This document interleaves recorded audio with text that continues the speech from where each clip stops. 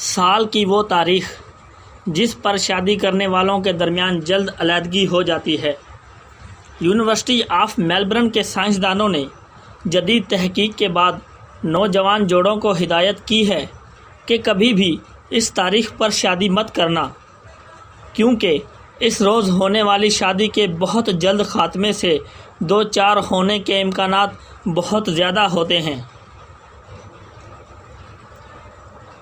سائنسدانوں نے اس تحقیق کے لیے 11 لاکھ شادیوں کا ڈیٹا اکٹھا کیا، جن میں 6% ویلنٹائنز ڈے پر ہوئی تھی۔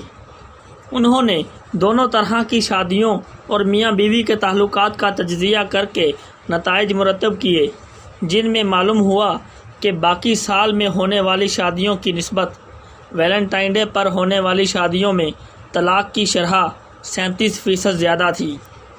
14 فروری کو ہونے والی شادیوں کے 3 سال مکمل کرنے کی شرح بھی حیران کن طور پر 45% کم تھی۔ سائنسدانوں کا کہنا تھا کہ ویلنٹائنز ڈے پر شادی کرنے والوں کی 1 سال کے اندر طلاق ہو جانے کا امکان سب سے زیادہ ہوتا ہے۔ ویلنٹائن ڈے کی آمد ہے۔ اس دن کو پیار کا دن کہا جاتا ہے، لیکن کچھ جوڑے ایسے بھی ہیں جو اس دن شادی کر لیتے ہیں اور ان کی 1 ہی سال میں طلاق ہو جاتی ہے۔